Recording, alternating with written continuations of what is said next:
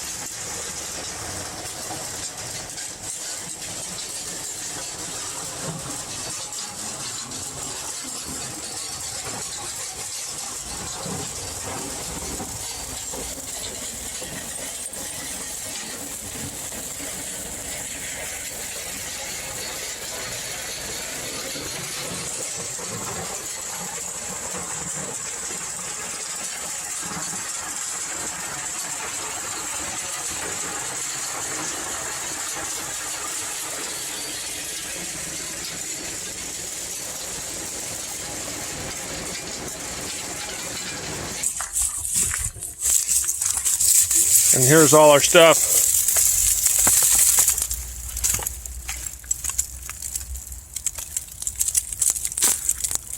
Ground up and ready for processing.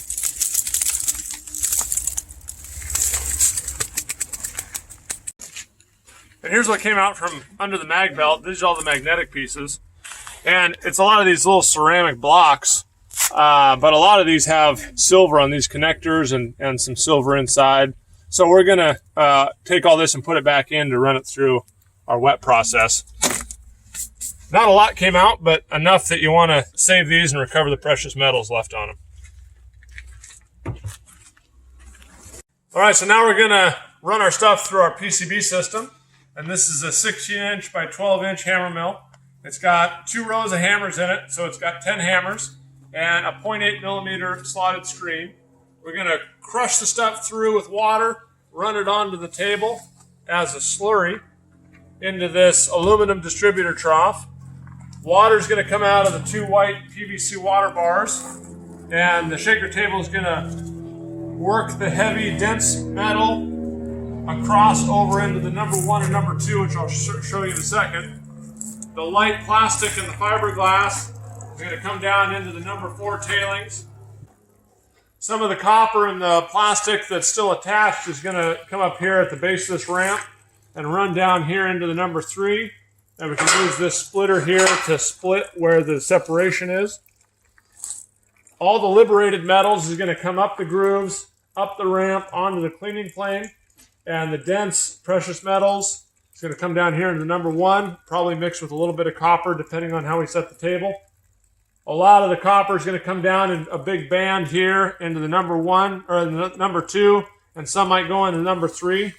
But that's how the basic principle works. All the dense material comes over here into the number 1 and number 2, and all the plastic and the light stuff goes off into number 4.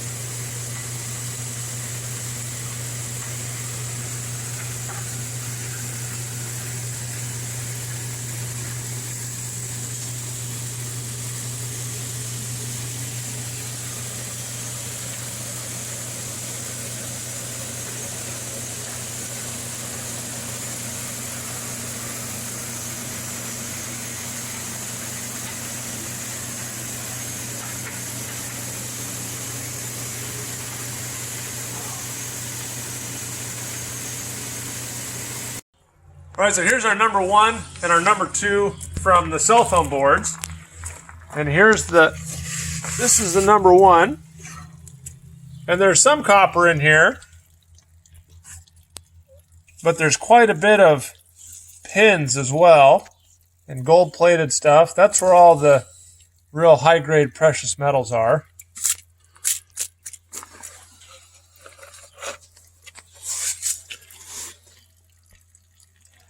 And then over here is the number 2. And again, there's some pins in here, but it's a lot more copper. It's a lot more red.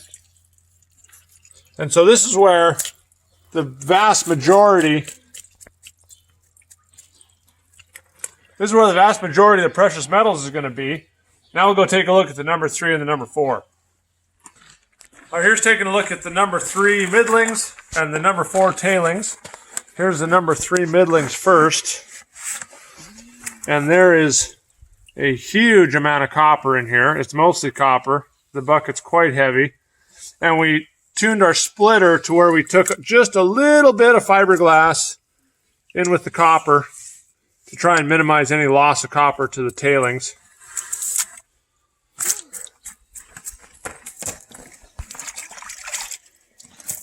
And then here's our number 4 tailings bucket, and this is just the stuff that settled out. There's probably quite a bit more in here that ended up flowing out of this bucket. But it's almost all fiberglass. There's a few little copper flakes in there. But as far as, the amount of copper, there's hardly any. There's not a percent. There's probably less than 0.5% in there. It's almost all fiberglass and plastic.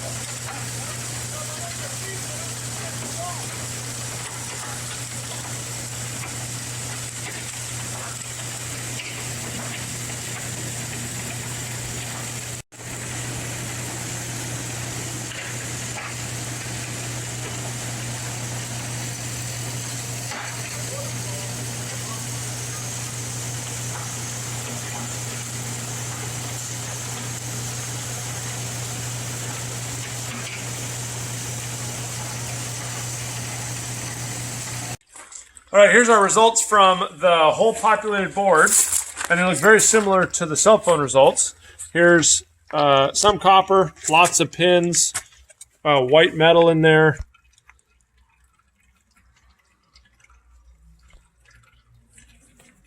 And that's where a lot of your precious metals are going to be. Then here's the number 2. Quite a bit more red metal. There's still a few pins and stuff in there, but a lot more copper. Here's the number 3 middlings.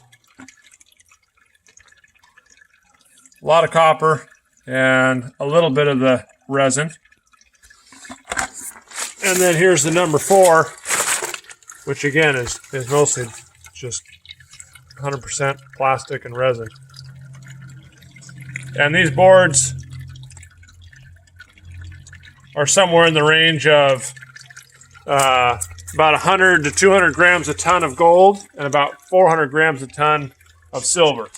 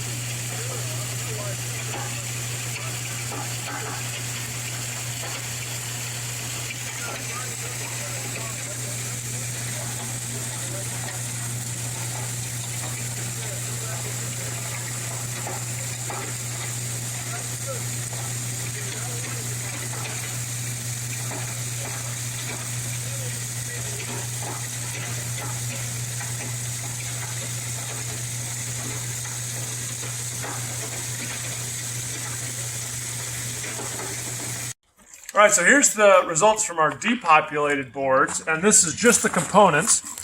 And you can see here's the number 1. And it's just full of pins and white metal. There's very, very little copper in there. There was actually hardly any copper on the table when we were running because we didn't have any of the boards. And then here is the number 2. There's definitely some copper in there, but a lot of pins, a lot of the plated stuff. So those are the 1 and 2, and that's where most of the metal is. Now here's the number 3.